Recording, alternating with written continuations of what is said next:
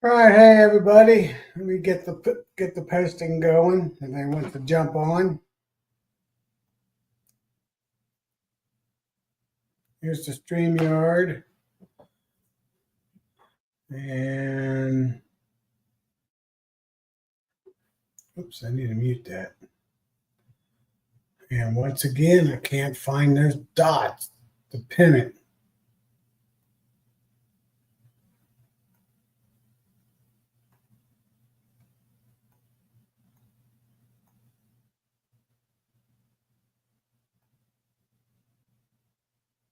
So give me a second. Hope everybody's doing good. I don't know why it doesn't always show up for me.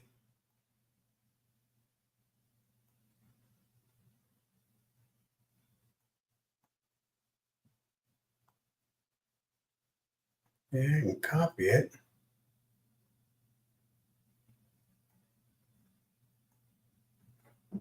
Ah, there they are. Got it. It just took them a second to get it. Hey, Russell K. Koopman. Hope everybody's doing good. I'm going to give everybody a few minutes before I start talking about the subject of bees that chew the heck out of their hives versus mites and VHS. That's what I want to talk about a little bit, plus everything out. While we're talking here, I just got a call today around 3 o'clock on a swarm about a 30-minute drive north of me up in Okeana, Ohio.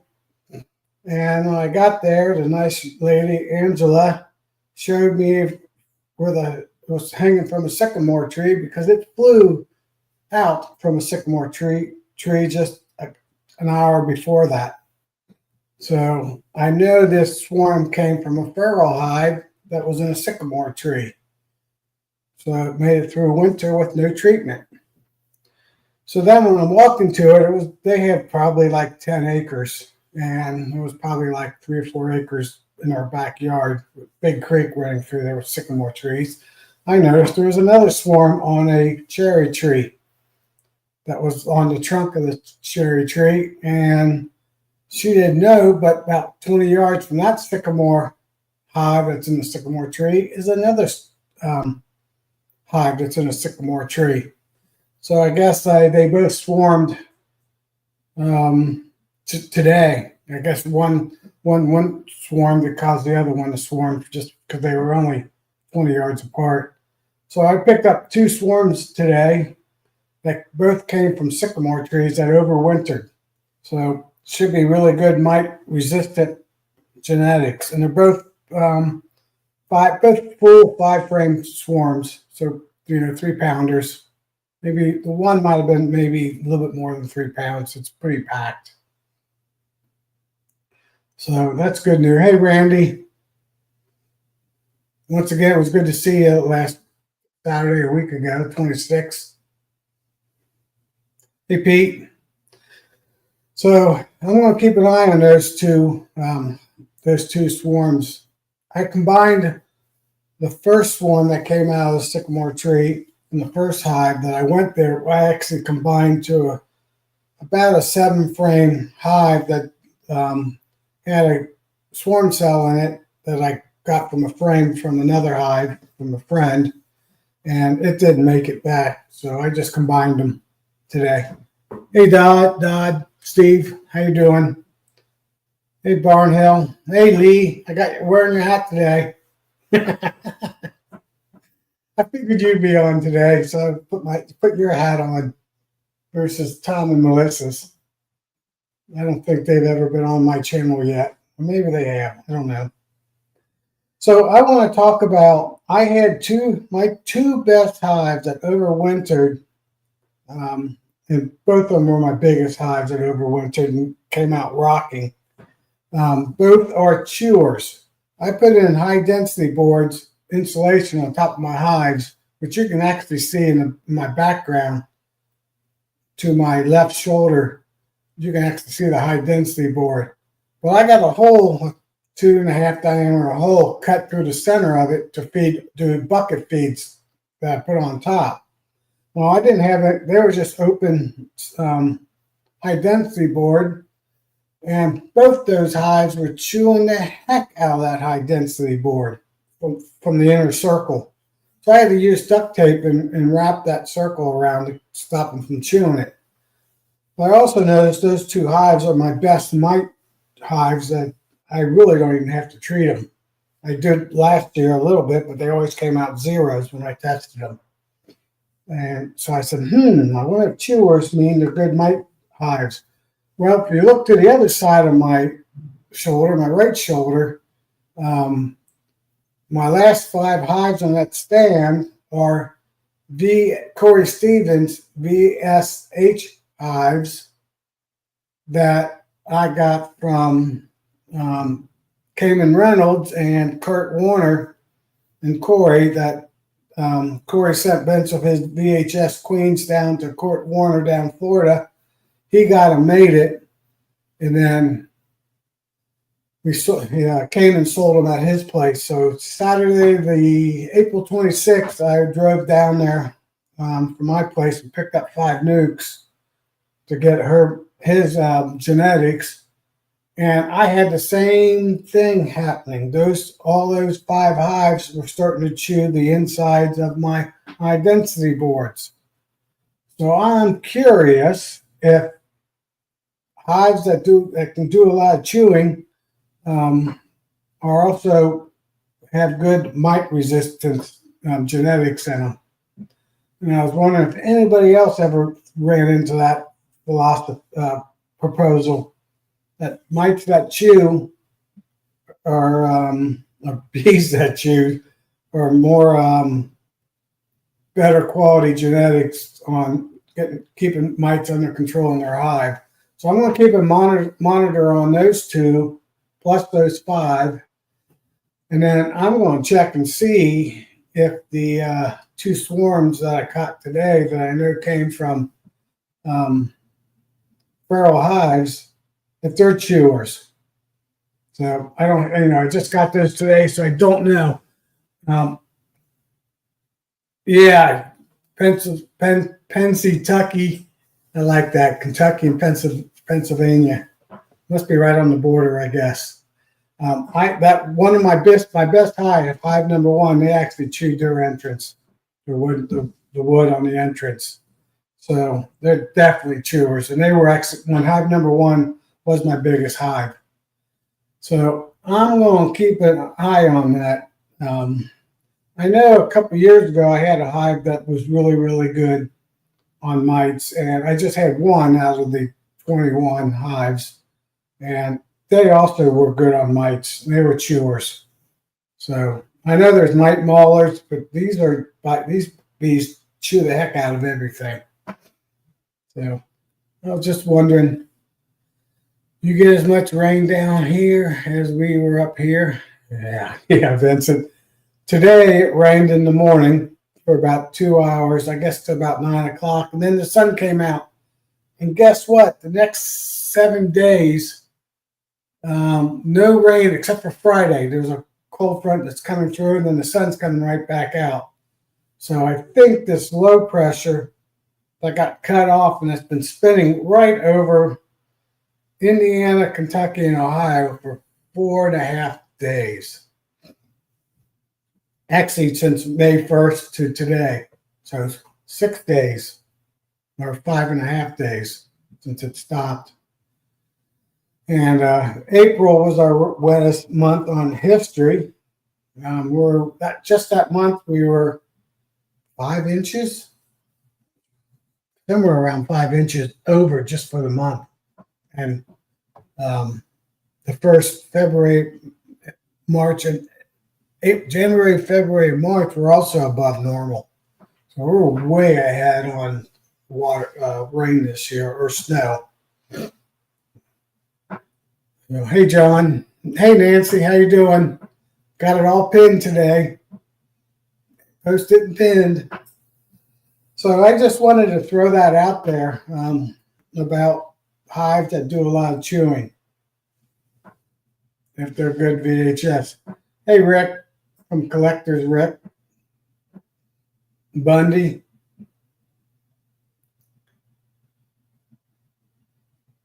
Yeah, so, well, thank you, Nancy.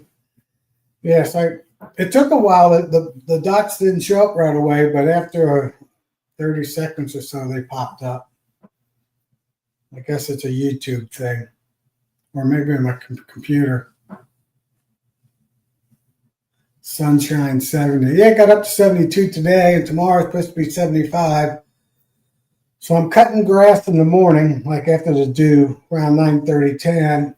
And then I did a graft last, back on April 16th. Yeah, April 16th. So today or tomorrow will be day 10 after the queen emerged. I have 11 hives where I have 3 frames, 2 to 4 frames, virgins in them. I'm going to check to see if they're mated. The good news is 5 of those hives, I have swarms sitting with double screen boards right above them.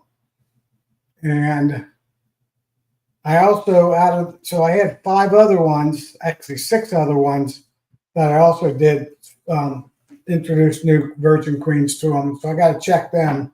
But one of them I already checked. I checked today and they didn't have a queen. So one of the swarms today, the 5 frame swarm today, I already combined into them this evening. So it's a little chaos on hive number 2.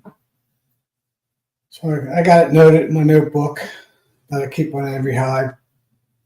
So tomorrow I'm going through, on the other 9 splits, I got 5 of them got queens and 4 of them didn't make it with queens for one reason or another. I just don't have great percentage. I got Wild Kingdom is in my neighborhood, my backyard, with all the woods, just way too many predators, birds mostly. I got 2 great horn plastic owls out on each end of my hive that I move every other day just to help keep the birds away, but it only keeps them right from my yard and not from wherever the bees are flying to, the queens. So it's like, oh, bummers. I have red-tailed hawks, red-shoulder hawks. I have everything you name out there. Baltimore orioles, common orioles, everything. That all eat bees. So tomorrow I'm going through the 11 hives. If on 5 of them, if they have a queen, then I'm going to take the swarm queen out, her frame, and a frame of food, and I'm going to put them in my resource hives. I got 7 empty resource hives, and I got 11 empty 6/6 hives.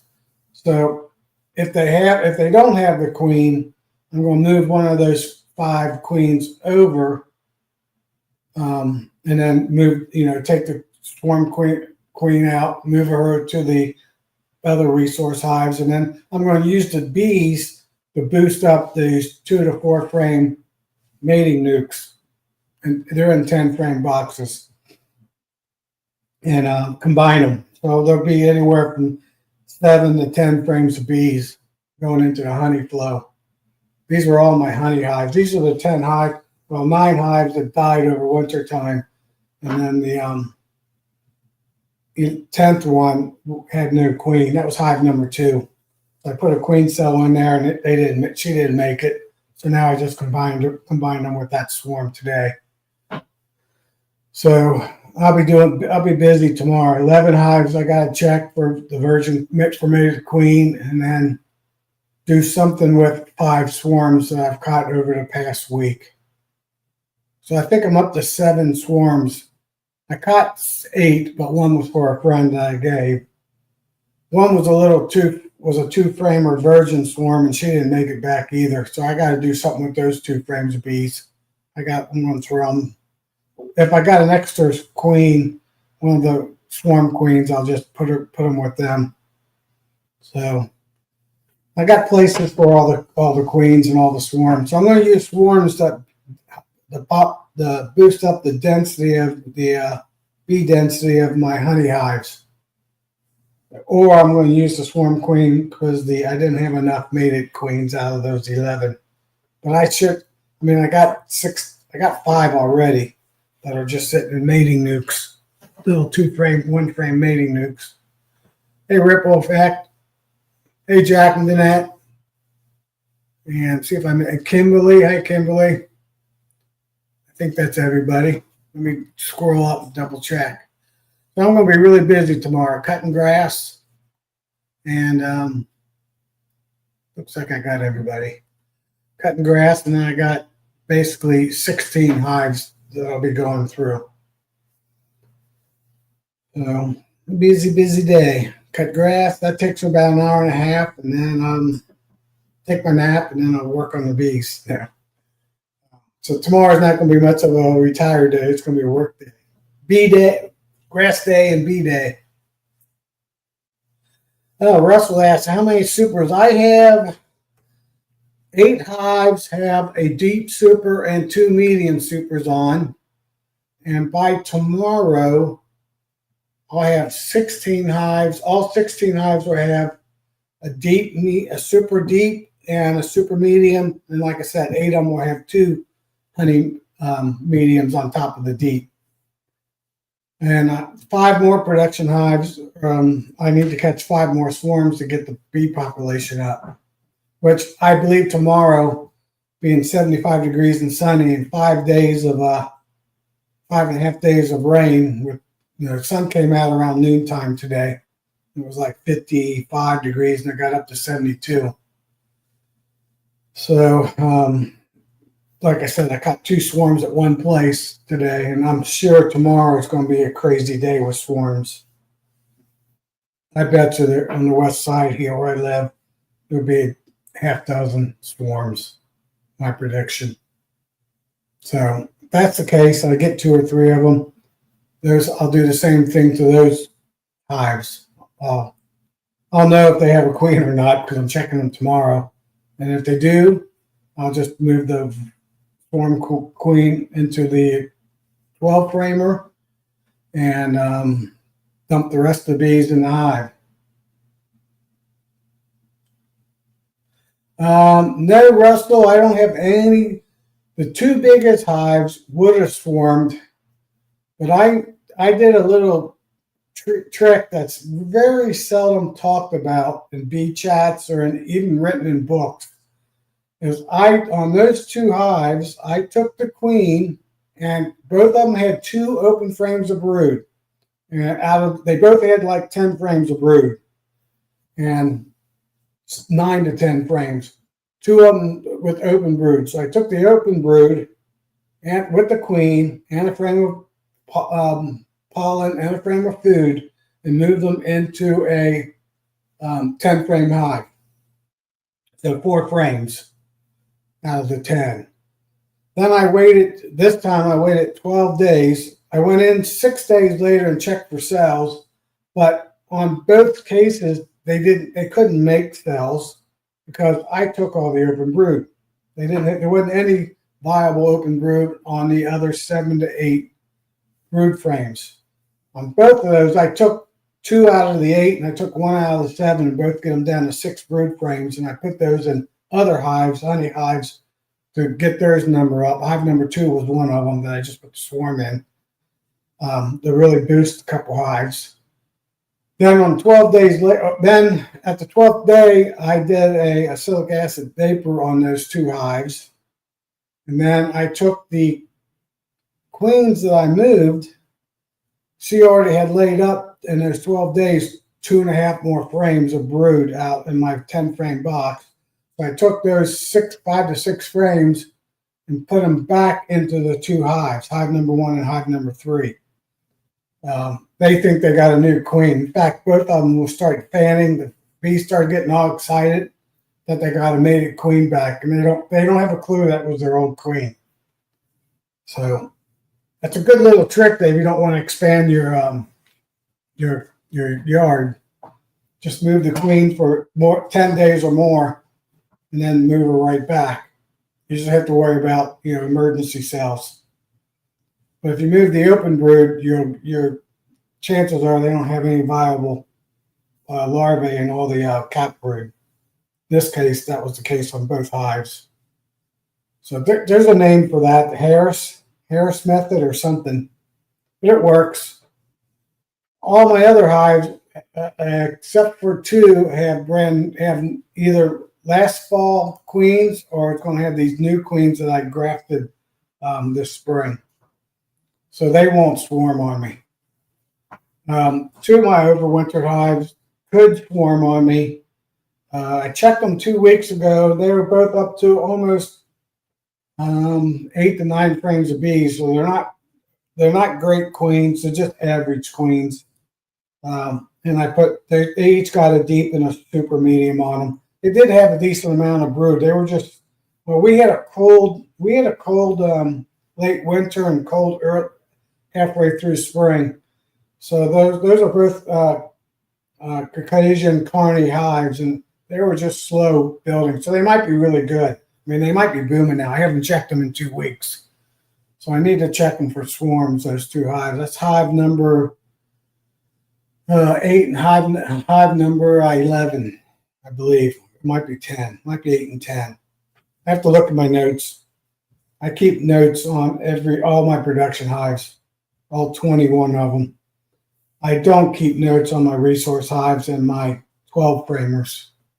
I throw all the extra queens and into those, and somewhere in the middle of June I'll graft again, and when I pull the honey 4th of July, I'll time that out so the queens will be emerging right around the when I need to pull the honey, and I'll make all my empty 12 framers. I'll be making splits, feeding them and overwinter them to sell as overwintered queens that haven't gone through a flow. So they're great. They're brand new queens. I won't call them first year queens. I just call them overwintered queens because they're not 1 year old yet in the springtime in April when I sell them. And all the rest of the hives, every hive should have a queen then by the end of July.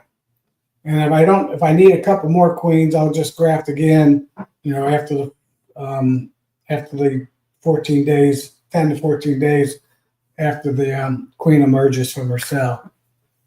I'll just do a little five graft or 10 or whatever is required.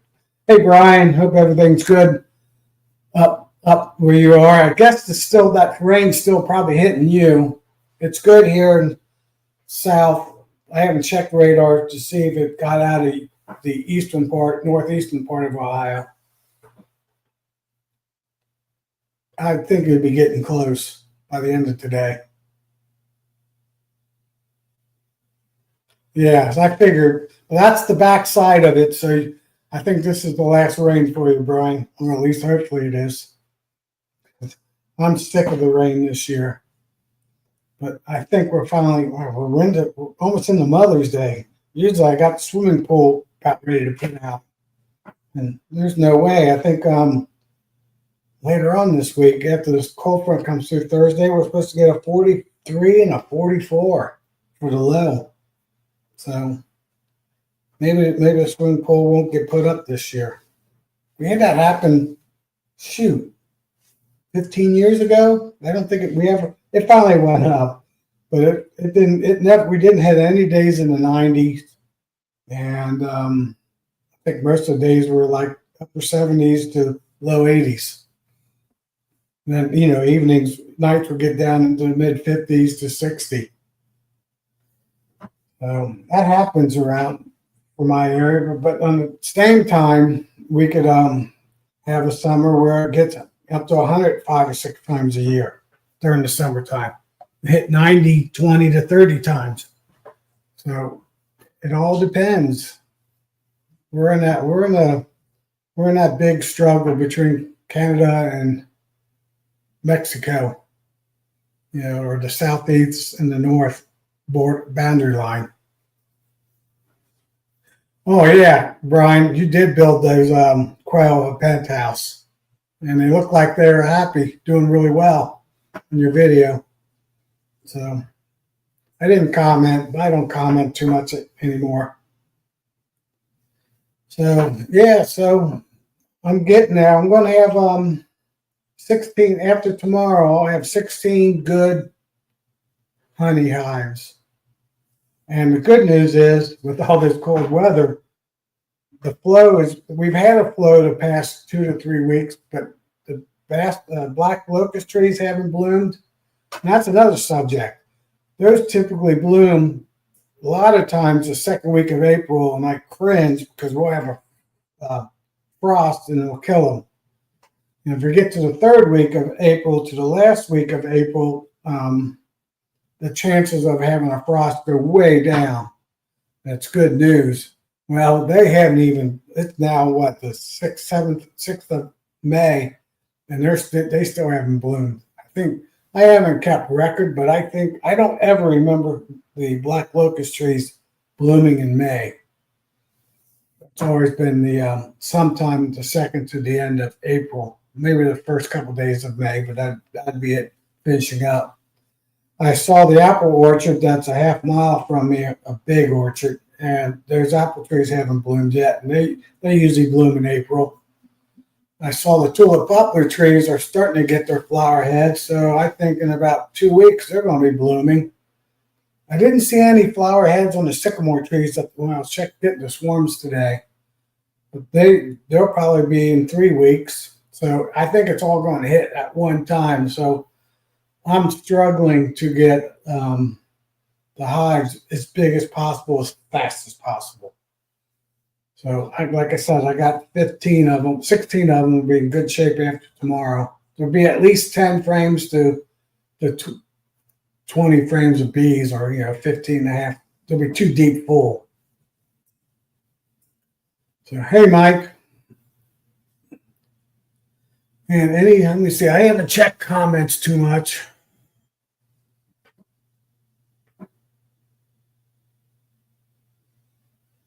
Yeah, no, okay. Yeah, big farm country. 1,800, 2,000 acres. So yeah, so everything's good. Hopefully somebody hops on so we can have something to talk to. Nancy's always welcome, but hopefully somebody else. Maybe Brian can talk about his quail. But he'll be on tomorrow. I haven't seen a posting yet, but I'm sure Greg is going crazy up north. He's probably getting over the rain too, so he's going to be really, really busy tomorrow. Been probably working in the rain. Okay, on Bruce's. All right, thanks, Brian.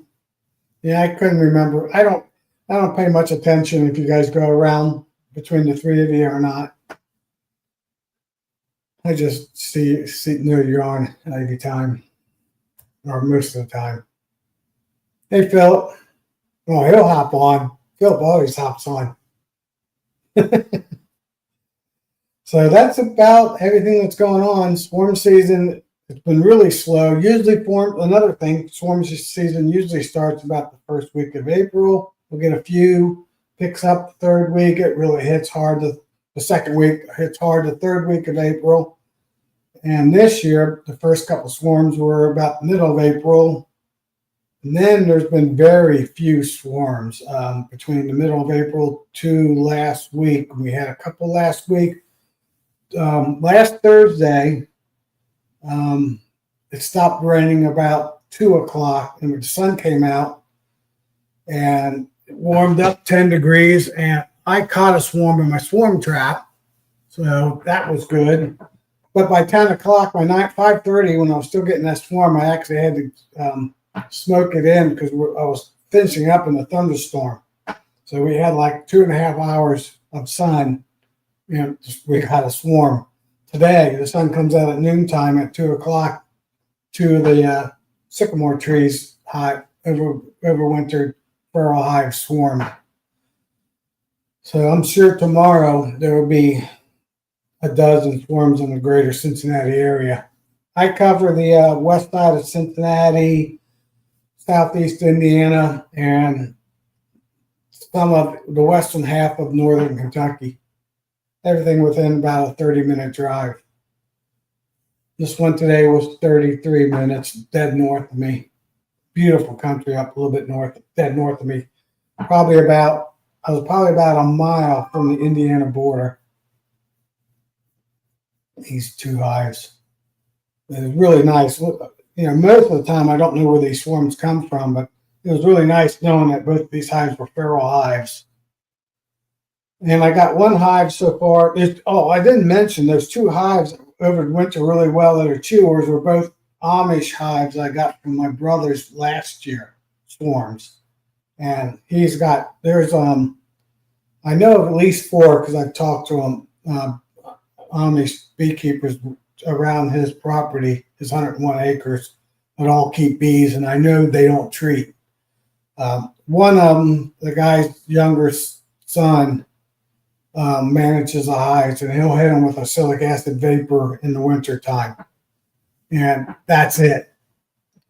So I know my swarms I get in my brother's place are mite resistant swarms, and so I got one so far this year from this property, and hopefully get another two more.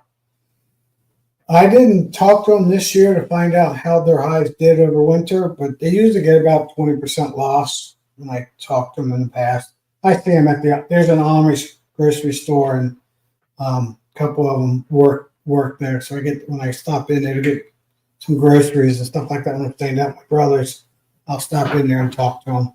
It's usually in the fall time after bee season. They know I have traps out and I catch their swarms. So it's a win-win. They kind of that's how they manage their hives a little bit. They don't do a whole lot. They do it more the old school way. Got a queen in the hive, and they put some honey supers on them. You take them off and leave them go. If they swarm, they swarm. If they don't, they don't.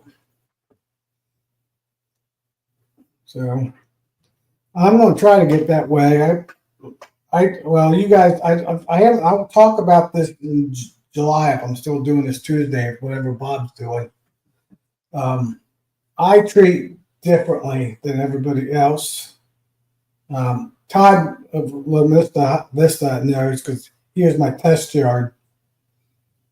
See if I could change the environment in the hive, but I have a simple little way of stopping the mite from being temporarily stop female mites from breeding, reproducing, laying new mites, so they don't go in cells. Yeah, I have never caught a swarm that was marked. Last year I caught I'm on 8. The 8th one of them I don't know. I didn't see the queen. I just gave the whole nuke to my friend. It was Phillips. Man, he's probably been waiting for an hour. Phillips, sorry about that. What are you saying, man? You're saying that I'm easy, you know? Like, yeah, Philip will come on anybody's show, even Tom.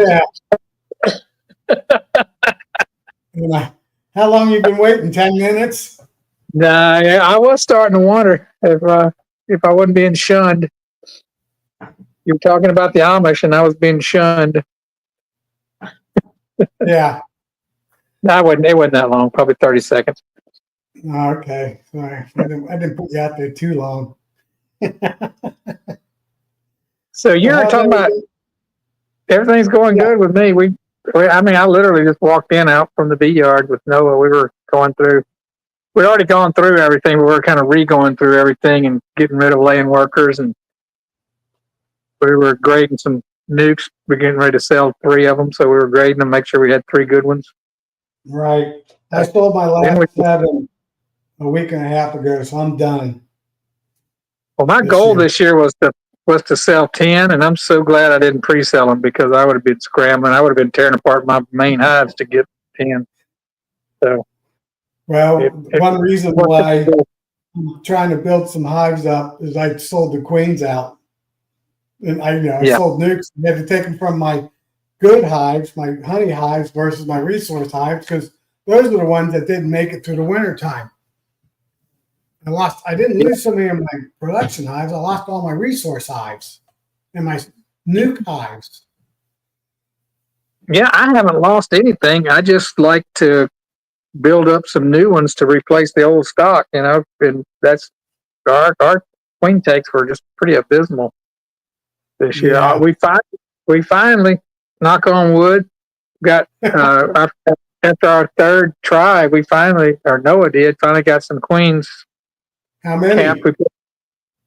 We got 13. Okay. Well, you do 50, you did 15 or 20? No, we did 30. we did 30, we did 30 this last time. I suspected that 50% better than zero. I suspected it was going to be light because this queen builder, we added stuff to it maybe a couple of times, and I think right before we did this grafting, we just did 3 shakes of nurse bees, not much at all. So all those bees in there were like 4 to 6 weeks old. They weren't producing a whole lot of royal jelly. So, and I told Noah that, I said, I don't think it's going to be any reflection on your grafting ability. I think they're just those bees are just too old to really make a lot of queens.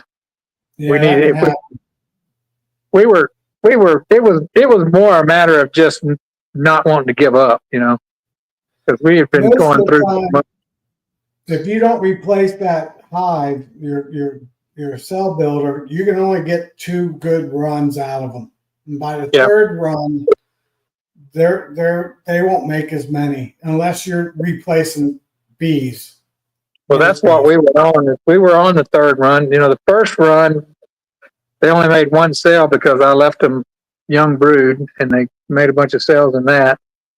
The second run, we did like 23 out of 28. They were taken on day 2, but we came back on day 5 and they'd torn them all down, which means we probably had a virgin around. So we shook them all out. Never did find the virgin, but we put some eggs in there, and sure enough, they drew like 12 or 15 cells off of that frame. So we took that out and tried again, and that's what we got here on the third try was 13 out of 28, I think.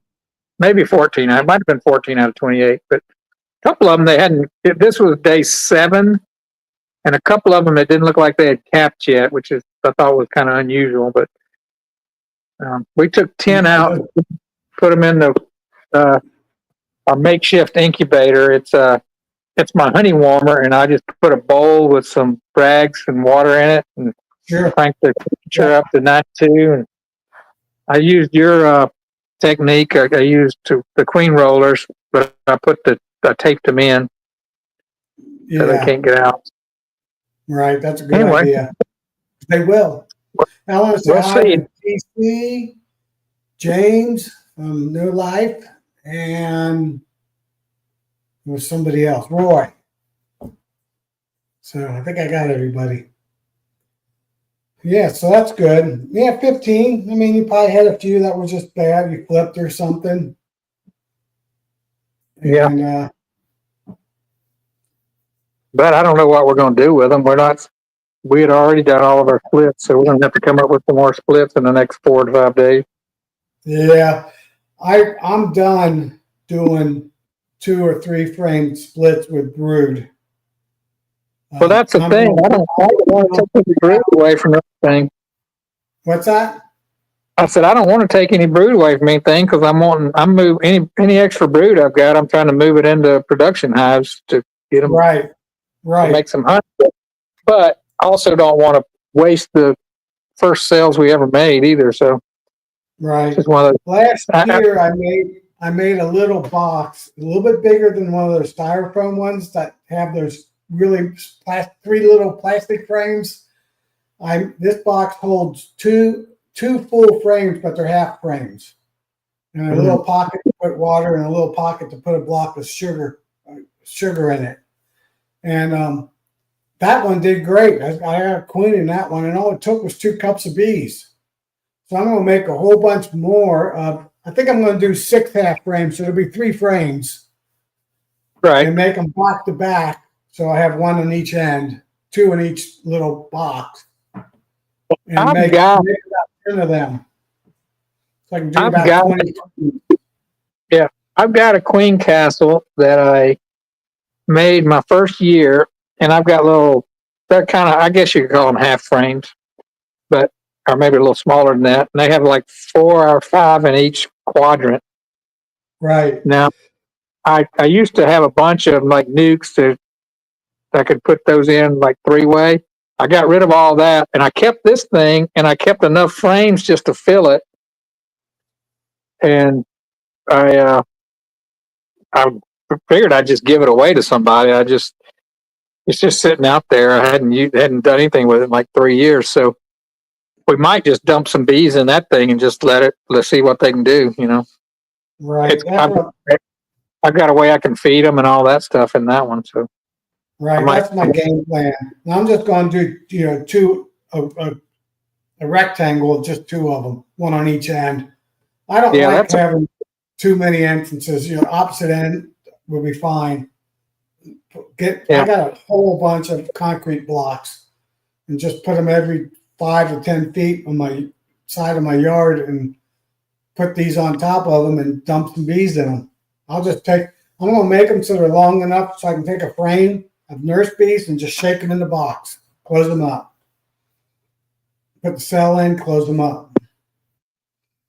Let me see. Now, that way I only take 10 frames of nurse bees to do my 10 boxes, which will be 20 mating nukes, and be done with it. And put those frames right back in. I only lose some bees, 10 frames, yeah. 1 frame out of 10 hives, which would be nothing in the big picture. Yeah, we may do that too. Let's see if I can. That way I'm not moving frames anymore either out of hives. I'm just taking a frame out, shaking it, putting it back. And if it's like there's 2 that were super big, I'll just do 2 frames. Get 4 of them done. Yeah. When I first started, I was doing all kind of crazy shit. I was just trying to dream up stuff to build. Well, you like to build stuff. You got that awesome carpenter room. I enjoyed it, but then I realized that if it's not interchangeable with other stuff, it's just more of a pain than anything else. Right.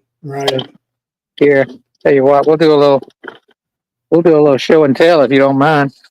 Yeah, that's fine. It's getting dark here. Well, it's not dark yet, but it's getting late. But you can't do show and tell if you're going to freeze up. Well, yeah, I hit the wrong button. I hit the back button or something. I was looking at the chats. Let me see if I can spin my camera around. There's no telling what I'll find. I might find a rat nest in this thing.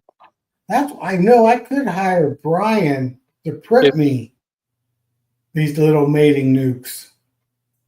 2-way mating nukes. I do have 2 of those 3 frame boxes I could convert. I could make 4 of those 2. Matter of fact, there's one of my bases for my 3-ways. It's got an entrance going out each side and out the front. Right. You're typical. But this is the thing I was telling you about. It's down here on the ground. Let me see if I can. It's slipped down off the pallet. Let's see. This is the top. Yeah, and there's your 4. This is actually the feeder. Feeder. So I'll put a jar over those holes right there. Let me move it out of the way. I'll be doing something similar. Yeah, but they're glued together. Where's your hive tool? Ask, and it shall be delivered. Yeah, there you go. I like that hive tool. That's an Italian hive tool. Gotcha. That's what you. One in my yard. No claim that he lost it. He lost it out here, but the reason I got this thing is because I ordered frames from Datant, and I was like, "What can I put with my order to get me to $150?" So I threw that in. Gotcha. Never can have too many hive tools. Let's see. This thing's been stuck together for years. Okay. Let's see if we can. Yeah, I tell you what. Hold on. Let me put this up here on the sawhorse so you can see it. Sounds good. Oh, hold on, here we go. Oh yeah, I need to click on Philip. Hold on.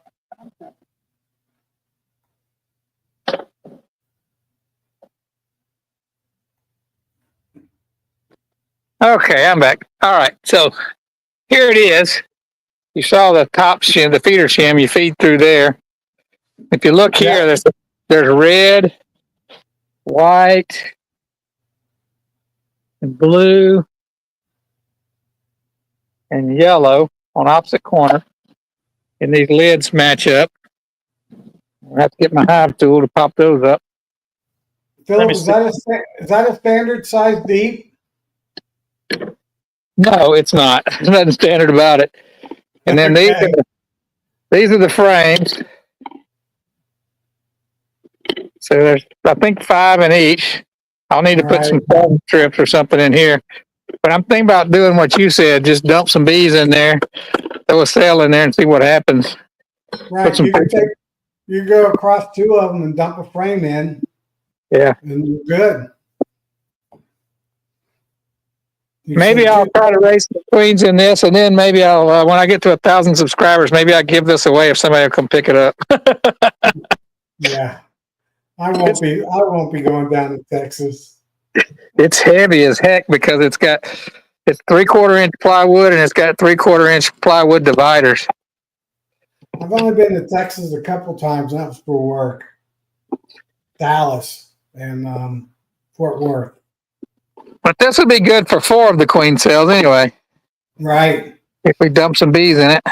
There's a cat that just ran by. Oh, yeah. Hey, Sprinkles. No, it's not.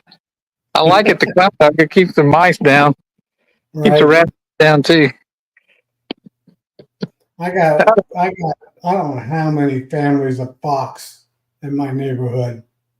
Red fox.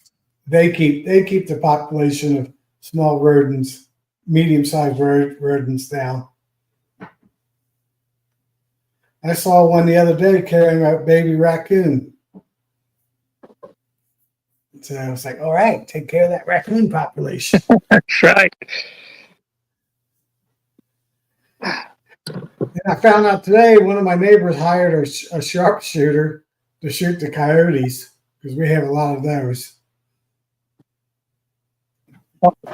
He asked me if I would, but I wasn't retired at the time, just didn't have enough time to do it. One thing I learned about this queen battle the first year I tried to raise queens in it was if you give a vent like this right here, if that queen can get up through this hole, she'll get up through this hole and she'll try to get out that vent. She'll just spend her whole time trying to get out. It's got a wire on it. So you need to block this off so she can't get up here when you're waiting for her to get mated. Now, if I have a jar on there, a lid, anything to keep her from getting up in the, because I found a couple of different virgins walking around up here rather than coming out of the hole they're supposed to come out of to get mated. I'll make mine so you can put one of those Pepsi or Coke plastic bottles, and I'll just leave a lid in it as a plug. That's what I do on my horizontal hive. Maybe I could convert that over. I'll probably get stung. Y'all see that stick in the back of that nuke? Yeah. Yeah, that's a trick I learned from Mr. Ed. I had one of the nukes or a couple of nukes in that area that were facing this way didn't take, but still had bees. I think they had on drone layer. They, you put a stick in the back. The entrance to that's on the other side, but it starts gathering the bees from the colonies you take away. So I gotcha.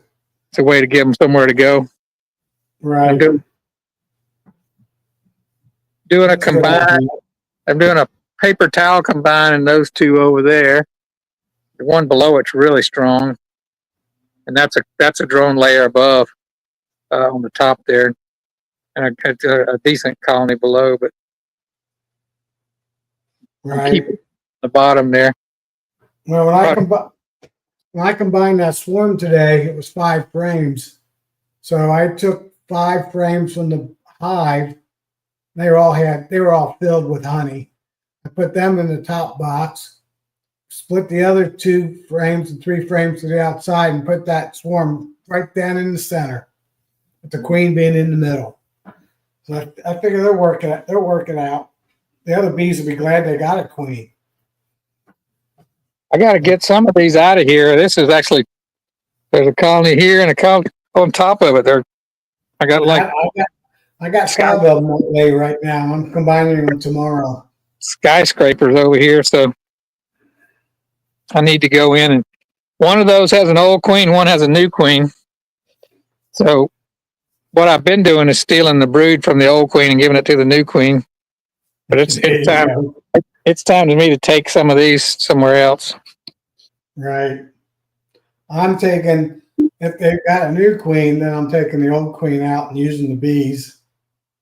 And then if it don't have a queen, I'll move a queen. And when I run out of moving out queens, then I'll use a swarm queen as one of my queens. But I don't think I'll run out because I got 5 backup. Yeah,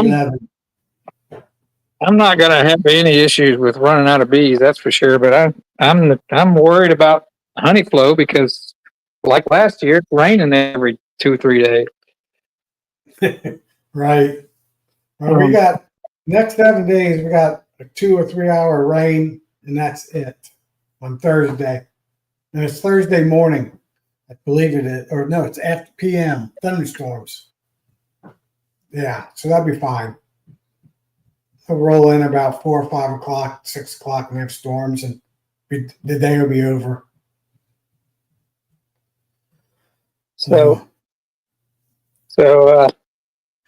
Russell, I don't need a bigger yard. I need a bigger shop. That's what I need. Hey, Phil, you just gave me a good idea. I got one of those Ricky horizontal hives, or it's got 6 5-frame nukes in it, with holes on the back side of it. Right. I could convert those each 5 frame. I could convert those into 2 mating nukes, and I just got to drill a hole on the front side. Yeah, that's right. That'll give me 24 of them. But I'll tell you what. I will tell you this, because of where I showed you where those nukes were. I think having all those lined up in a row like that hurt my mating. Yeah. I think you might have a similar issue with that long. Yeah, the entrances will be too close on each side. Because after we only got about 50%.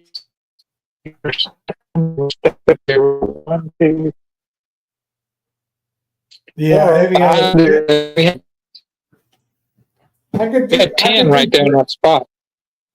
I could do 3 of them. I could do the 2 ends and the middle one, and that would work.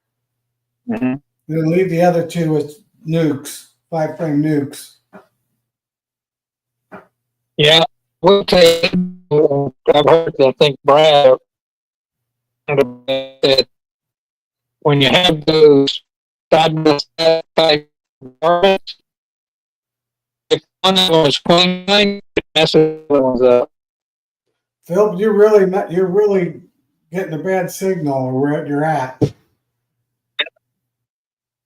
It's breaking up. Hey, Mark Miller. That's great. 29 marked queens. I'll be marking queens tomorrow, too, on my new queens. So if I find them, I'm going to pull a Mark and a Nancy. I'm going to mark them, and I'm going to clip. Because these came from my Amish swarm from last year, and I know they're really good genetics that I grafted from. So I'm hoping I'm 11 for 11 on my hives, so I'll have 16 of these new queens out of 22 that got mated. That's my goal tomorrow, but I know I won't. I only get 70% here where I live. Even during the flow, I only get 70%. I'm just gonna sell bees and and buy honey from Keith Spillman. That's what I'm gonna do. Okay. Well, That I'm guy trying makes to so do much. both. That guy makes so much honey. Yeah. I went out. I've got a new yard at north of here, and I was getting really depressed. And I only have 7 or 8 colonies out there, but they weren't doing anything in the honey supers. But then I got to one, and it had 2 honey supers almost full. It's like, what the heck's going on out here? Yeah. That's where I'm trying. My goal every year is to have 21 good honey producing hives, and I'm lucky to get 16 good queens. But that's what I'm doing. That's why I'm grafting a little bit more now on. And I'm done with somebody else's queens, even my swarm queens. It's going to be my queens that I graft. I'm just going to be using the bees for population, using the swarms. The swarms I caught seem to be doing better than anything. And they're older queens. Well, a second flow queen will do better than a brand new first flow queen. Somebody was just on the other week that the scientist said, yes, actually I won't call them year, a second flow queen will do better, but by the third flow should be doing worse. That makes sense. Yeah. Well, my strategy this year was to replace all my queens, but keep the older ones, and then to steal their brood and put it with the new queens. So that way she wouldn't have really a brood break. And it's working. It's working okay. But some of those second year queens are just like, man, maybe I just need to put them back in the main box. They're tearing it up. Right. Instead of stealing. I had 6 forests out of my 7 resource hives. I had 6 of them going into winter last year. All of them were doing good halfway through winter, and none of them made it by the end of winter. I lost all 6 of them. So I was like, oh, I lost all my resources, all my brood. So I was scrambling this year, so I'm using swarms instead. The only problem is I'm just now getting brood in my hives. Those are only bees. Those are mostly older bees. So in 2 or 3 weeks, they're gone. So the beginning of the flow is going to be good. The middle of my flow, my hives are going to be a little bit weaker. And then the end of the flow, my hives will be really strong. So Philip, yeah. Todd said he couldn't see me. Well, you're kind of your voice, your sound is going in and out. Okay, I don't know what's going on. I'm probably I have my finger over the microphone. I'm relaxing in my chair. Maybe I have my hand over the microphone. Let me switch it back. So there we go. What's the difference between this one? Oh, I like this one better. Hey, Todd. What did Brian post? I don't know. I don't see it. Todd and Philip identify as a Tom. Yeah. We got 2 of them in this crowd. Between Tom and Melissa and myself. We don't need any more. So, hey, Moore. How you doing? Yeah, so, Todd, did you eat yet? He ate. It's 9 o'clock, so it's 6 o'clock. He probably ate, or he's eating now. 3 hours difference.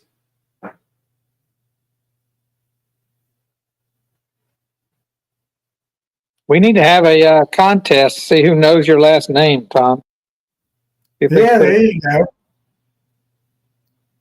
Do you know it? It starts with a W. Yeah, you got that right. but I'm still trying to figure out the rest of it now. It'll It's come. German.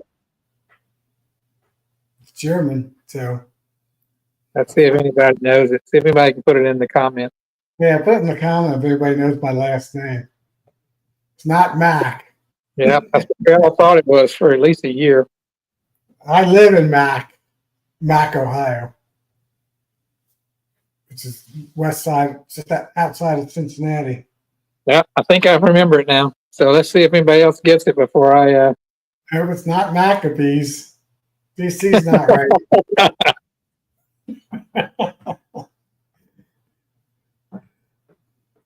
Good guess, though. I'll guess.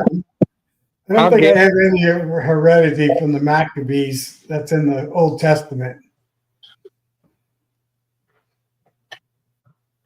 My younger sister gave me that name. Maccabees. Tom Homan. Morris Hope says it. Tom Homan. It's not Wagner, Russell. Sorry. No, not that one. It's a good guess, though. It's a good guess. Good German guess. Yeah. I don't think anybody knows. See, I've forgotten. I'd remembered it. No, I think I still got it. It's on my bottle. To anybody who got my bottle of honey, it's on my name's on it. That's too good of a hint, Tom. Shoot, you blew it. Well, that's a good hint. Yeah, but they probably don't have my bottle anymore. Sawyer, that's a good one. I'm Huck and he's Tom. Yeah, Tom Sawyer. And like my nickname was Tom Thumb for my neighbor. Wolfenstein. Nope, it's not a Wolfenstein. Brian should know. I've introduced Brian my name, my last name, when we were at Greg's a couple years ago. Are you Jewish? You'd be Wolfenstein. No, I'm not Jewish. I'm really 100% German. I'm almost Russian by one. It was the Black Forest, which was one time Russia, one time Germany. They just drew the line on one side. Yeah. Well, I am a golfer, but I'm not watching golfing. He's a bit older than I am too, probably. I think he's in the 80s now. I don't think anybody knows my last name. I'm going to try it.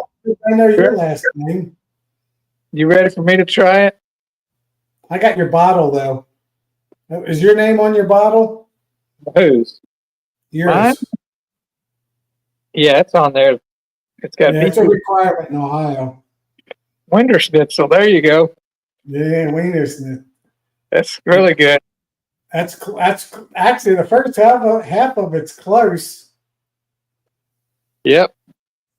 There's no schnitzel on it, and the other half is kind of close. WE is correct, but I's not. The N is correct in the right position. Oh, see, now you're giving it away. Yeah, that gives a part of it. My name is actually in that name. The last name. You put the right letters together. That's a really good hint. No, there's one letter missed. Yeah, no, it's in there. So if you take the letter of Winderhead, so my letters are all in there. Is it? Yeah. Okay, then I had it wrong because I had an M instead of an N. Yeah, it's an N, not an M. Okay.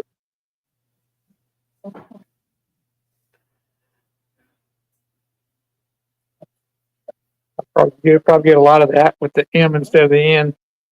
I didn't see a Matt post. Did he post?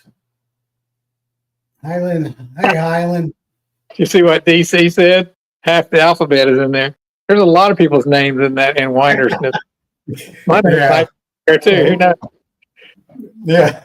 A third of it's in there, but it's got all the vowels. Todd's getting on. Let me get Todd on. Hey, Todd. Hey, Mr. Watson. How are you? Who's Watson? I don't work for IBM like Dan did. I was hoping that you would have won the British Open in 2019, but Yeah. It'll Yeah, never happen. You came close though. they came in second, I think. It wasn't that recent, was it? That Watson came in. I'm changing my earpiece. Wasn't that 2009 maybe? No, Todd should know my last name. I know. I don't remember, Tom, because I remember the packaging. I do remember it starting with the W, but that's as far as I remember. Gotcha. So nobody got it. Wackabee. So Yeah. That's so a good name, Wackabee. Wackabee. So I just chimed in real quick because, well, what is it? It's 6 o'clock. You know what I should be doing right now? Grilling.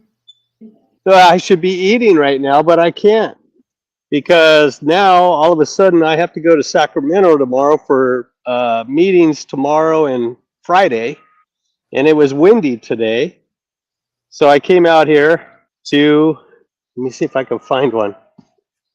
I have to do, well, first of all, I have to use this tool. I wish I had a giveaway because if anybody knows what this is, that's what I need to use. I got to get off the comments so I can see. Ah, okay. Look at this. Oh, me. Yeah, I do have a. Now my knee's good now, Russell. It still aches. Ooh, Morris is really Look at- close. Do you guys see that? Yeah, I see Do you sticks. guys see that? Yeah, I see sticks. Let me blow it up. I see sticks in a box or something. Well, It's a pallet. Something underneath the pallet. The Black Widow? Was that a Black Widow? I'm just guessing. Morris has got 1, 2, 3, 4, 5 of the 6 letters correct. Only one is wrong. but anyway, And some people pronounce my name that way, but they pronounce it wrong. Huh. Because if you know German, there's that A sound in there, but it's not with an A. And W actually more sound like a V. uh-oh. Not a lot of traffic there. So I made a bunch of splits because these hives were blowing up. So I actually split all of my splits.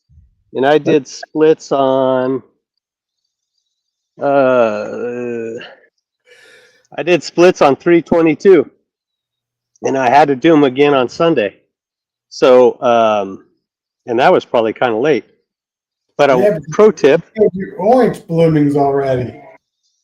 Pro tip though, I learned, I don't know when I learned it, but I'll use grass in the entrance. Now, the reason why it's here is because this pallet, the bar, whatever, that piece of wood that goes across is warped, so there's gaps right there. But anyway, Yeah. I had grass right here, and it makes them reset their GPS because they have to crawl over something over the entrance, and then they're like, "What the heck? This isn't what I'm used to," and so they have to come out and look around.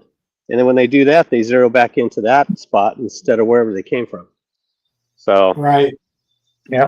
But I do that tomorrow, Todd, if I move a swarm into one of my honey hives as the queen, or even the bees, I'll stick grass in front of them ahead of time, so that in the morning before I cut the grass, I'll do it to all 5 of them. So when they crawl out, they have to reorient, and by the time I move them, half of them won't be reoriented yet. Yep. So yesterday, I had gone to my office. I'd been working bees in the morning, went to my office, and there was a bee on me. So I just set it on my desk, and it crawled over to the window, and I'm thinking, okay, it'll go over there and die. And it was raining yesterday, and it was raining this morning. So when the sun came out, all of a sudden I heard that bee buzzing in the window. I'm like, really? Still alive? So I opened the blind up and got it in my hand, and I walked to the front door. And it was nice and sunny out, so I opened the door, and as soon as it saw the sun, it took off out of my hand. But it only made it about 6 or 8 feet away, and then it did like a U-turn. It was like, whoa, where the hell am I? Lee got my name. Lee got my name right. My last name. Lee got it. All right, guys. Back to the comments. Or Highland got it right too. I got. Yeah. All right, guys. I'm going to get moving because I got to check out and I got to go home and eat because I'm hungry. All right, Tom. But I have to clean all this stuff up because I won't be able to come out here to monitor the ants after tomorrow. I won't be back till Friday, so I got to do this now. So anyway, that looks great. We're going to call you the Phoenix. Oh God, I know it's grown up a lot. My builder's over there, and then I'm going to be filling these up here pretty soon. So we'll see. I'm at 38 right now. Wow. Hey, Went turn around. Good deal. Good job. Yeah. I don't know though. I'm going to stop at 50. I think. I don't have time right now to deal with 75. You're still working. Yeah. All right. Well, I'll see you guys later. And I can't see the screen, but hello everyone. And sorry I didn't say hello to everybody individually, but hello. There you go. You just did. All right. Well, if I can find the off button here, oh, there it is. All right. Well, I'll let you guys go. Talk to you later. All right. See you, Todd. Bye. I got to get back over here to the chance name right here. Busy.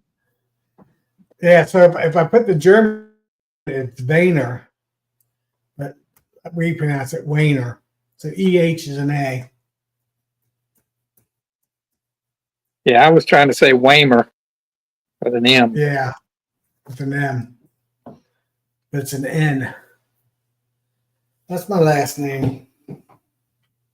German name. My mom's side of the family is Lohman. You can't get any more German than that. Half the cities in Germany got Lohman in it. That goes way back, that name.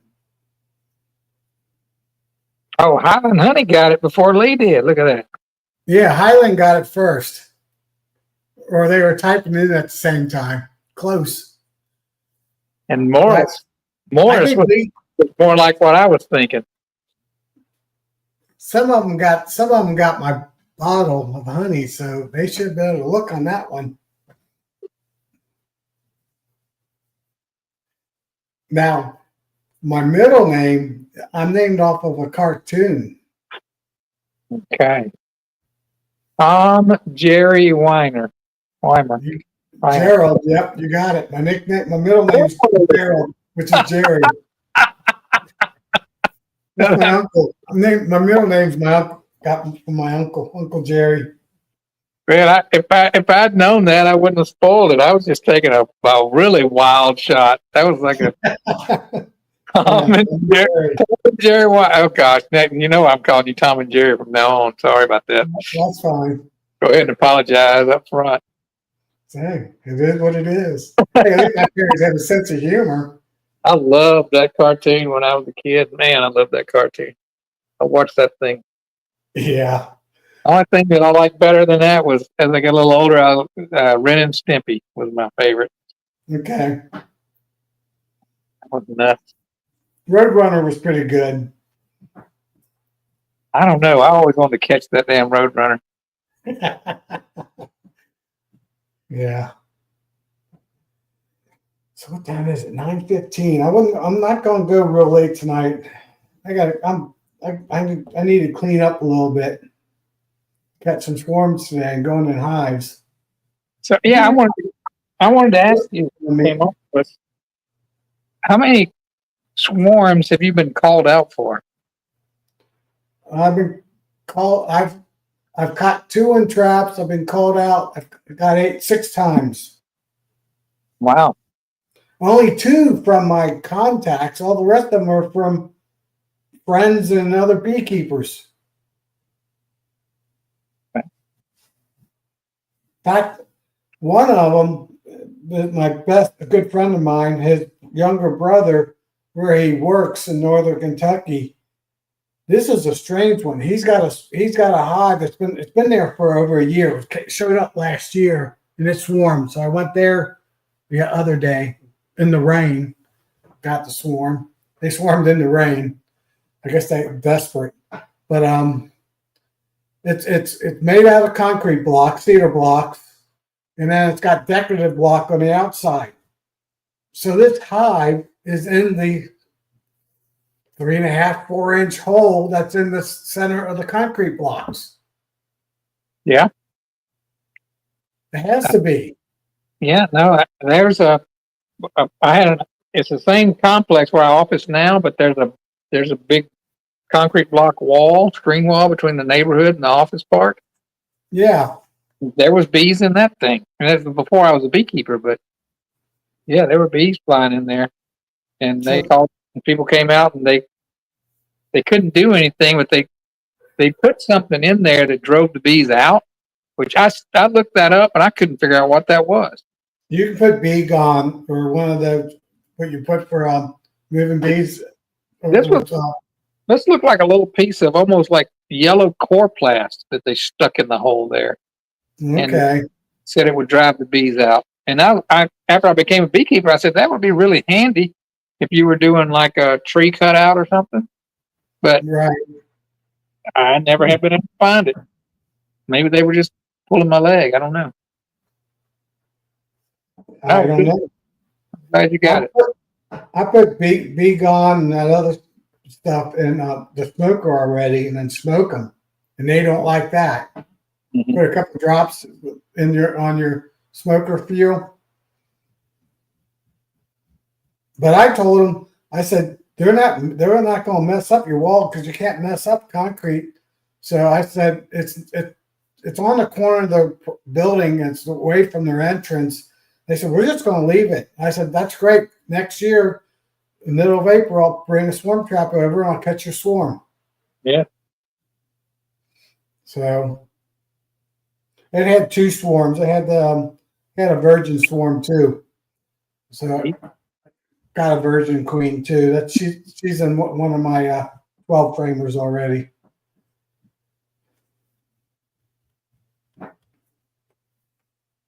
So yeah. So I've been called out. The last 2 call outs was for a single swarm, and each time there was 2 swarms. 2 different trees, or this one was in the same bush type tree, but one on one side and one on the other side.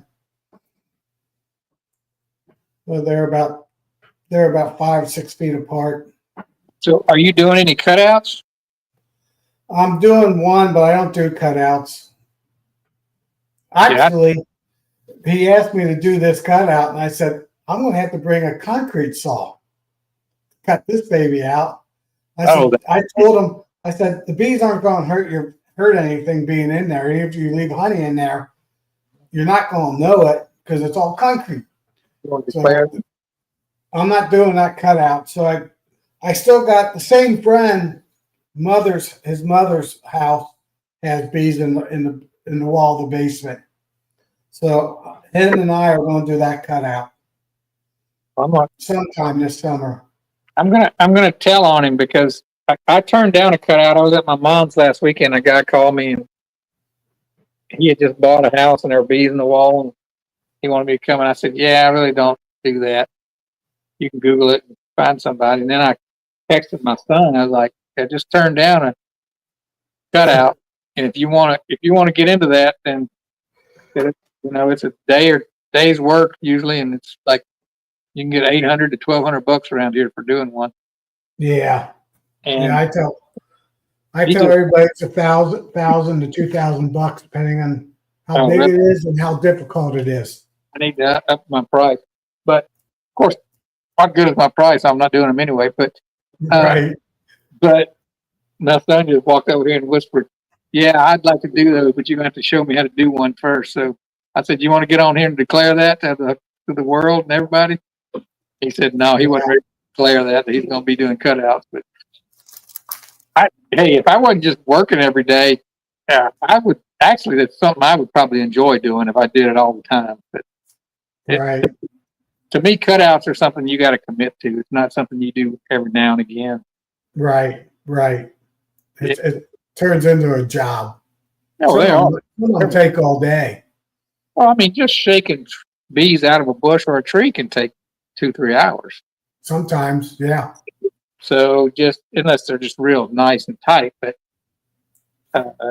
yeah, doing a cutout to me is at least a half a day's work, and it's like Right. 2 days work. I got a friend. Well, he bought 2 nukes from me 4 years ago, Jake, and he runs about 12 hives now, and close to the town. He doesn't compete with me at all. But he bought probably 5 years ago. He bought a hardware store, and with another guy, partner, and days he doesn't work, which is half the week. He does cutouts now, so I just call him, and I've already gotten 2 calls, and I just I get the email or get their phone number, and I forward it to Jake, and he calls them and schedules them. So he does cutouts and his hardware store. He's young, and he's got all the tools, and he's got all the hardware to do the repair also. If I did cutouts, I'd definitely go out and buy, a bee vacuum for sure. I've got one, but it's got to have plug in the wall type power. Yeah, that's how mine is. I would gear up. Last Tuesday, I told you about that one that I sucked out of the house, or half out of the house, and got the queen, the virgin queen. It was a virgin swarm. I only got a frame and a half of bees, 2 frames of bees at most. And the queen didn't make it. That's the one I was talking about before. The queen, I saw the virgin queen. She flew out a couple days later, and it's been over a week now, and I haven't seen her. Yeah, she should have been back by now.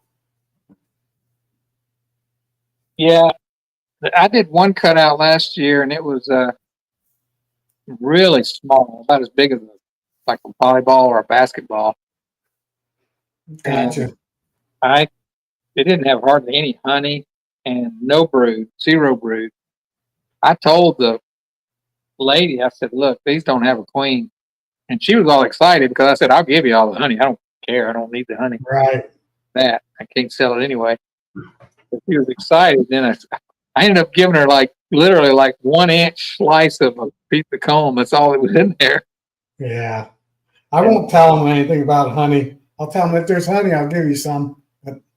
So anyway, I gave that to her, and I reduced her price because it was so easy. And her actually was her tenant. She owned the house, but she lived in an apartment out back.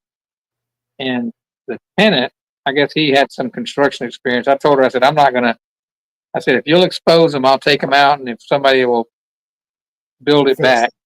Right. So I priced it at I don't know, $300 or $400. It wasn't much.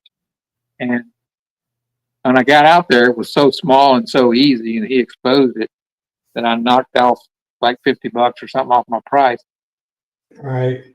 I get these bees, and I said, "Yeah, I'll go combine with one of mine." So I just brought them back and set them in a nuke on the end of my deck there, and kind of didn't do anything with them for 2 weeks. When I came back and opened them up, they had eggs in there. Like, what the heck? They're one of my full-size colonies this year. They had a queen up all along. They just didn't have any brood. Right. Well, probably a virgin. Just got mated. May have been. I don't know. But it was. It takes them 4 to 6. It takes them a week after they get mated before they can lay an egg. 4 to 10 days, depending on how well she got mated. But they turned out to be some really good bees. Yeah. Well, brand new virgins or mated queens usually rock. least for a year. Never know the second year. I tell you one thing, that swarm today, one of them had tons of drones in it. I mean, a lot of drones. Probably 20% of the bees were drones. Really? It's like, holy moly. Crazy, isn't it? It is. And the other swarm probably only had maybe 5 or 6.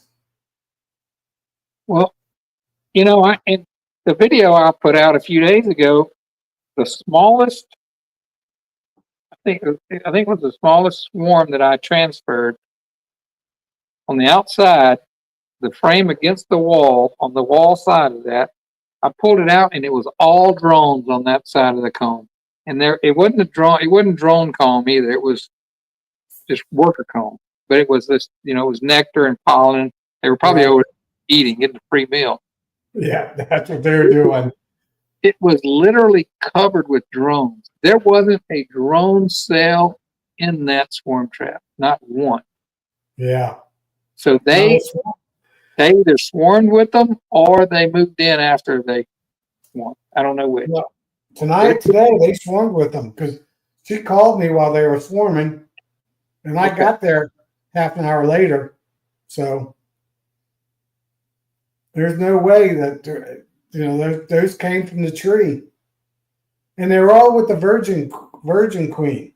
Well, now it's funny you mentioned that because Jimmy from Jimmy's Neighborhood Bees, he theorized that maybe the swarm was a virgin swarm, which it could have been because it was smaller.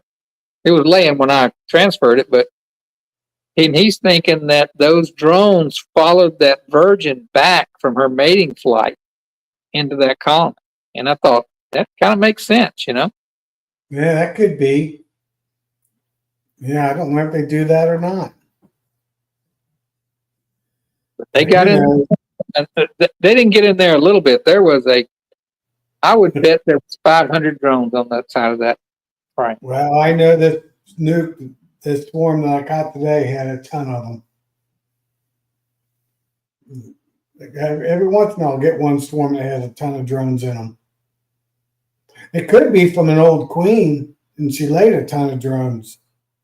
Yeah, but there was no drone cells in that box. I mean, it was just 4 frames. There was none. There wasn't a single drone in the whole box. Right. They were in there. That's what blew my. Well, I rolled that over and looked at it. I'm like, where did these things come from? Well, a lot of people don't believe me on this, and some do. Some of the old timers do. But every winter, usually one of my outside hives will overwinter a good number of drones. Has to be one of my bigger hives will overwinter drones. And they're not her drones, it's drones from my whole yard. Right. Yeah, it happens every year. One of the hives, I don't know which hive they picked, but one of the hives were host drones for the winter time. I believe that bees do that for security reasons, that when they late season or early season spring, if there's a virgin queen out there, at least there's some drones. Yeah. Well, that's the thing I like about swarms is they'll draw a comb and they won't hardly draw a drone cell for nothing. They'll draw all worker brood. Yeah, so all worker brood. Yep. You can have empty frames and they'll be full of work. If I put an empty frame in an established colony, it's going to be about 1/3 drone cells. But if I put an empty frame in a freshly caught swarm, they're going to draw all worker brood. Yep. Well, the one I combined today has 5 foundations in them, and I checked them. I did it before dinner time, and I actually went over to my mother-in-law's and got the last pieces of furniture from her condo. My sons helped me, and then we ate dinner. I went back out there. They already had a comb on all 5 frames started. Just a little bit. Right. They're going to have those 5 frames drawn out probably by tomorrow. They're rocking. I have to put 5 more in tomorrow. give those to somebody else. Yeah, you're right. In a couple days, they can fill out quite a few frames. Yeah. I'm wondering, and I tried something once. It was on. I watched Gus Mitchell, and he talked about a flyback split, and he said, now the split itself was terrible. It was the worst thing I ever did. But one thing he said was, if you take the queen, you take all the brood away, you take the queen and one frame of brood, and then you put it in foundation, all those foragers will fly back and they'll revert back to being comb builders, nurse bee builders, all that. They'll fill in the gaps. And he even said it. He said they won't be happy. They'll be really pissed off bees. And he's right. Well, I took my most gentle colony and I did that with them. And he said, you can take the cells they make and you can make new colonies out of them.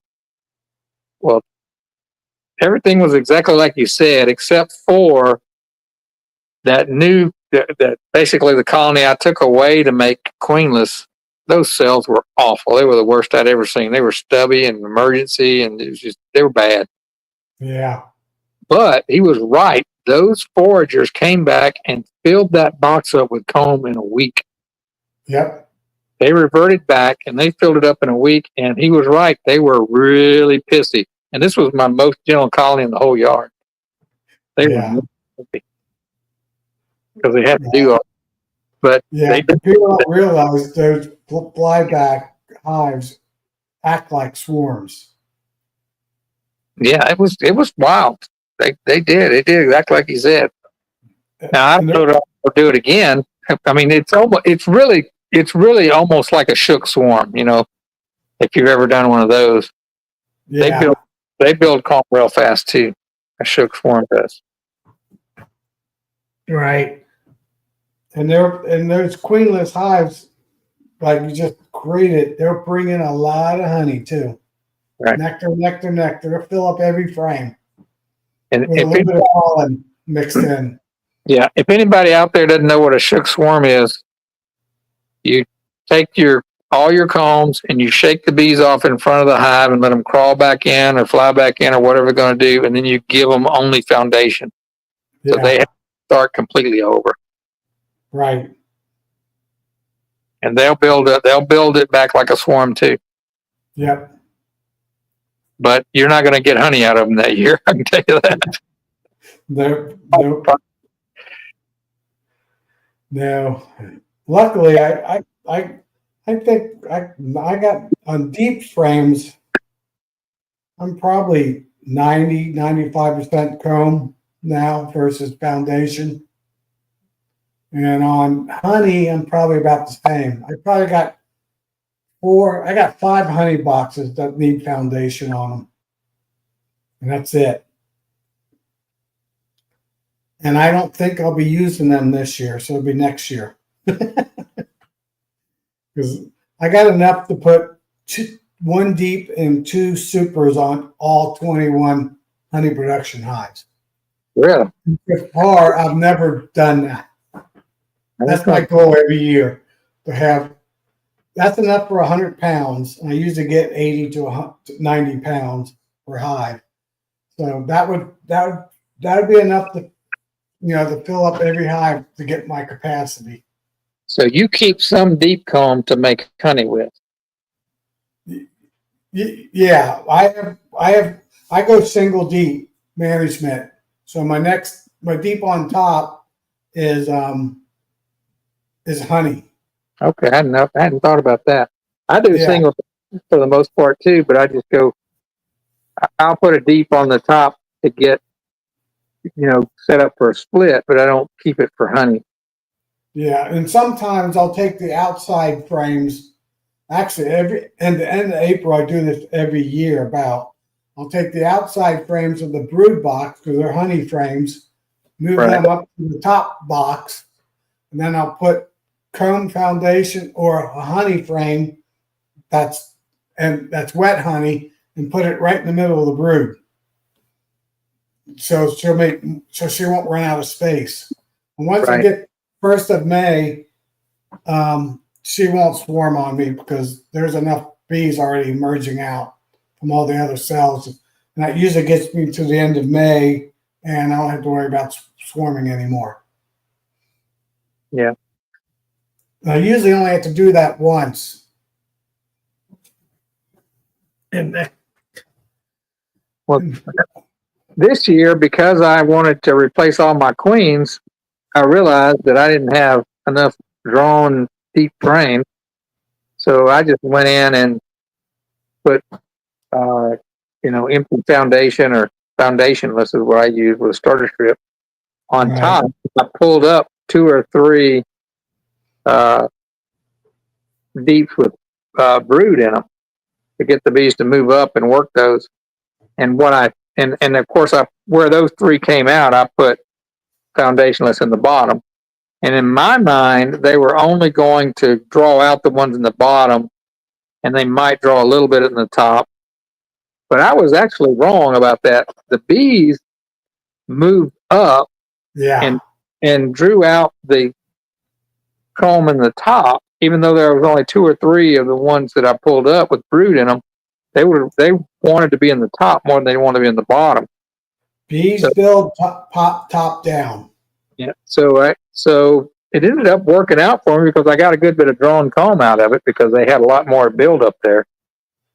But I ended up basically, dropping them down. But I was able to use all that drawn comb for my splits, so it worked out okay for me.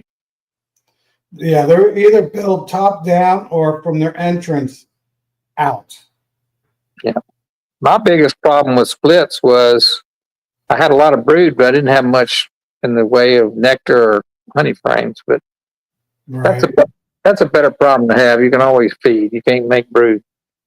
Right. And I always have to fight some foundation frames because I sell nukes. So I'm selling my comb frames away. Yeah. But Well, that's what I expected to do too. I expected to sell 10 nukes, but it looks like I'm only going to sell 3. Matter of fact, if anybody calls me, I'm going to tell them I don't have any because I want to keep a few. Right. I got a couple that aren't worth selling. I'm not going to sell them. And I've got 1 or 2 that I want to keep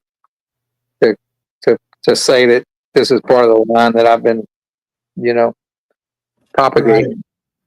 Right. If I don't have at least 2 of those, I won't be able to have a good breeder for next year unless I just stumble into something. Well, I have 7 breeders, 9 breeders now because these 2 swarms came from feral hives that overwintered. So I know they have to be good genetics. They made it through winter and they weren't treated.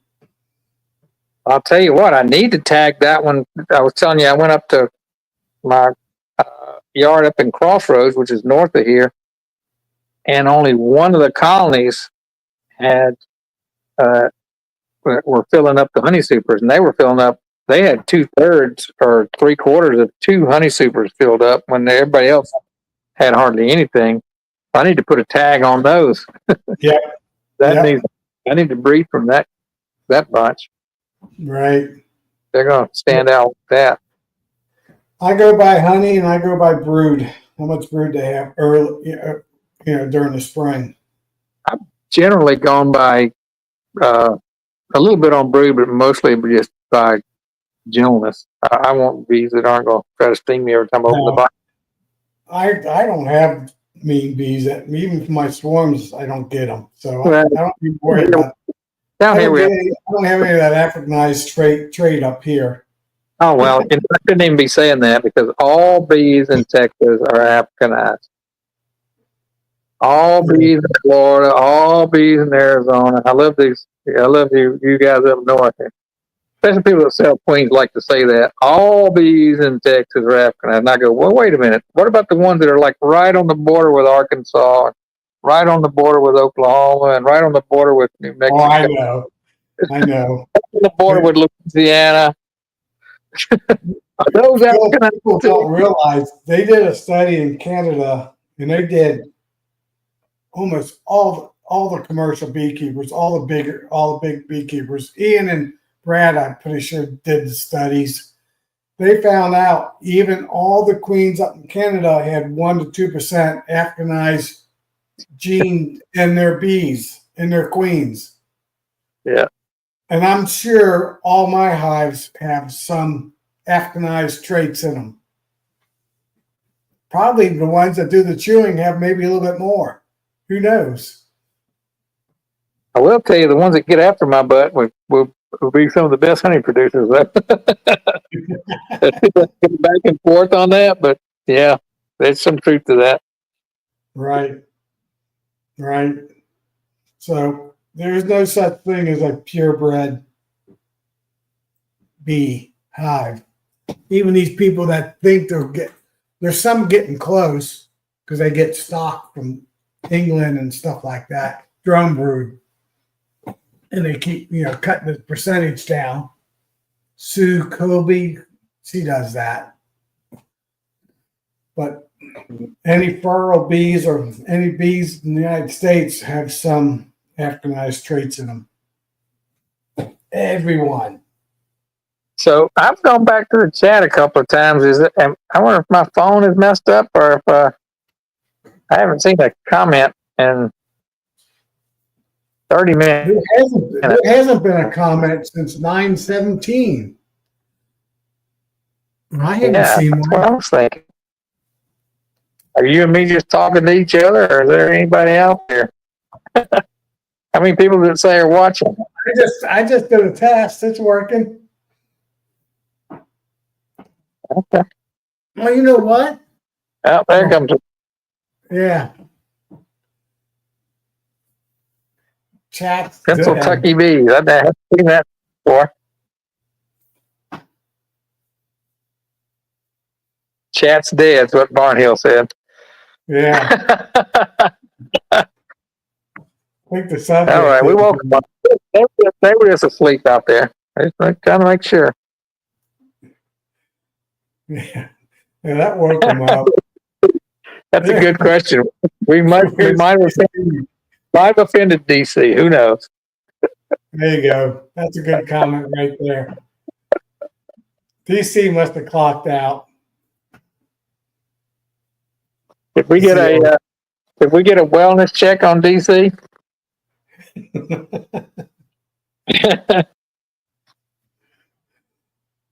Yeah, everybody's asleep. Well, I know I'm boring, but I'm that boring.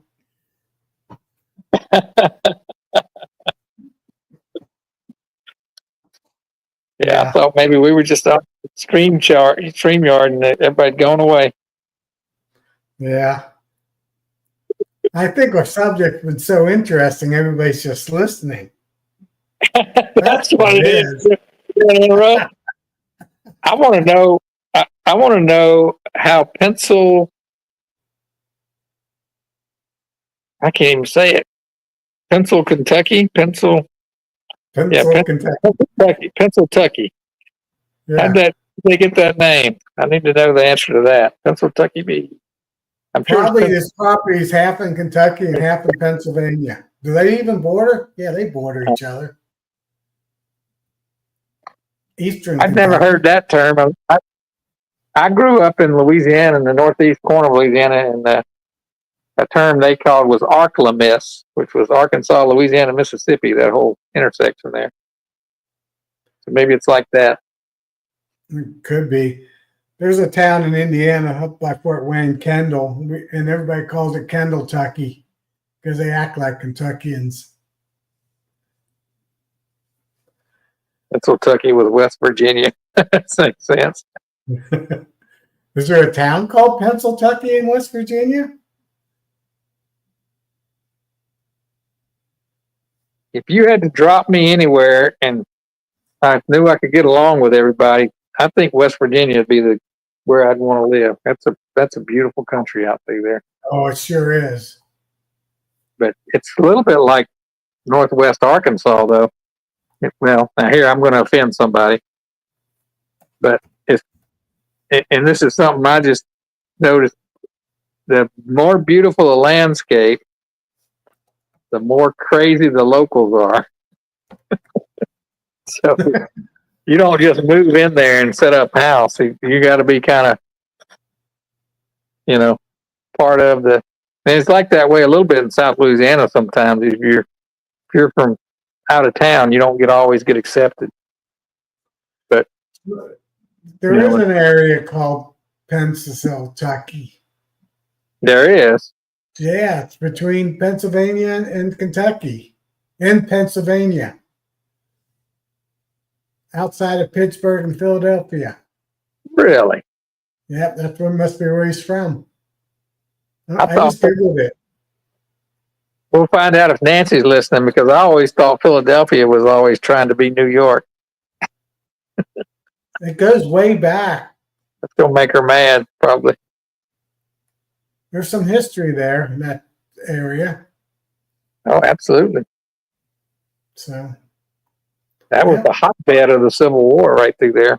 Oh, yeah. Yep. That's where it all went down.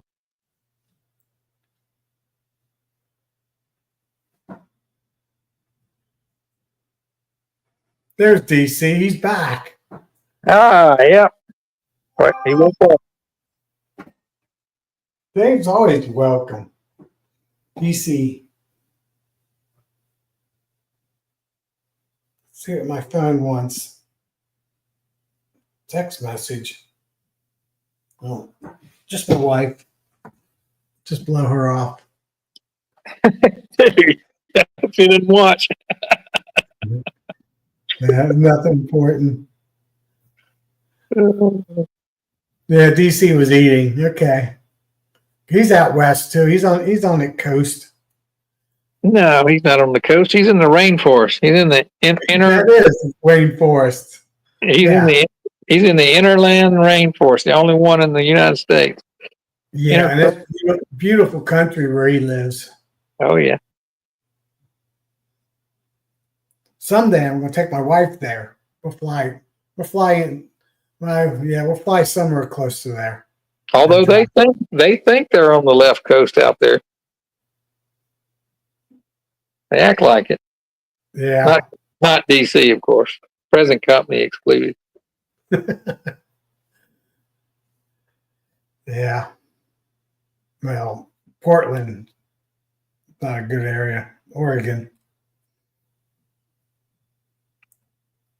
He's an hour drive from the coast. Yeah. But that's aren't you on the leeward side of the mountain, so aren't you, DC?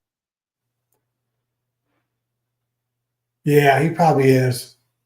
I don't know if he could be and get that. Yeah, no, that's right. He could. Mount St. Helens is inland a little bit more. Now, Mount Hood's right on the coast. Where do you get that much rain? Where do you get that much rain on the leeward side? Mount Hood is real close to the coast. Mount Rainier, that's inland a little bit too. I know the valley across the mountain, that's where the rain starts back up again. It Right. sort of skips over the top of the mountain, and then when it hits back down, that's where it just he gets it. Where drops everything. DC gets a lot. Man, 45 minutes north of Portland. That's a suburb. Mount Hood is 2 hours from the coast. Is it that far? I've skied on Mount Hood a few times. Oh, yeah. It takes you an hour to get down off the mountain. Yeah. I saw that, DC. That's like it is in like everybody talks about Texas being red. Yeah, don't count it out as being blue, because you got Dallas and Houston and San Antonio. Yeah. And Austin is deep blue. I got Cincinnati, Columbus, where Ohio State is, and Cleveland. Yeah, it's the population centers that are. Yeah. It's just it's about 10%, maybe 15 that could swing. Hey, Brian and Jen and Brian. That's a good point. Good point, Brian. Yeah. All right, guys, I'm going to call it. I need to take a shower and get cleaned up a little bit. So, wrap this up in a few more minutes. Since Brian's got it on here, I got to hop off. I know. Just kidding. Brian's a good guy. Everybody's a good guy. So I don't know. I mean, how are you looking on your honey crop, Tom? Well, since we haven't had our flow kind of started, and then all this rain came, and my hives, I got a good number of hives getting big enough now. I think I'll be okay. Yeah, I'm still just kind of sitting on pins and needles. I don't know if it's going to happen for me or not. We'll see. We are It's going to happen all at once here. So if your hive's only where I'm at, if the hive's not strong, you're not going to get honey because everything's going to be blooming. Well, I think they're going to be able to. I think it's going to be strong enough. It's just whether or not we're kind of through the spring flowers. Now we're going to get into some of the mesquite's going to start blooming, hopefully. Gotcha. And I saw a tallow tree not too far from my house. It was small. I hope they grow up bigger, but hopefully they'll find. Last year stuff came in kind of late, so I'm hoping that'll happen again. But we are going to get about the 10-day or 14-day forecast. We're not supposed to have much rain, so that's good. We've had plenty. Yeah, we're finally in the summer mode starting today, half day today. So that's good news too. 14 days, I may be begging for rain. Who knows? We'll see. But right for now, it needs to go at least a week without raining for us to catch back up. We have to go. We can go for 6 months, not getting any rain, and we'll still be over for the year.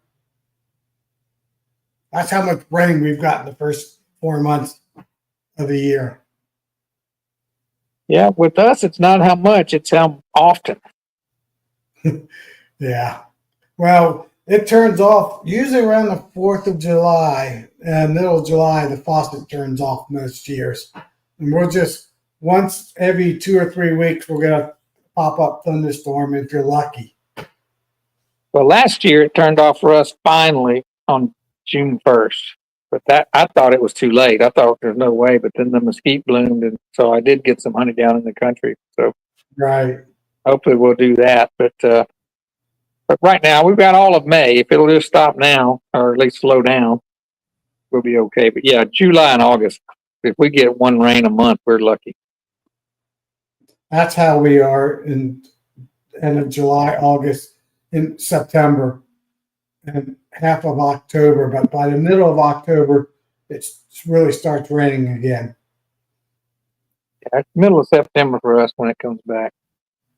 Yeah. Usually. All right, guys. Philip, I'm gonna hop off. All right, me too. So everybody have a good night. Good night, everybody. Enjoyed it. Night, everybody. And, shoot me an email if you want to talk about any subjects next Tuesday. Maybe I'll talk about honey flow, or I don't know. I try to come up with at least one subject to start the first hour. All right, night. Good night.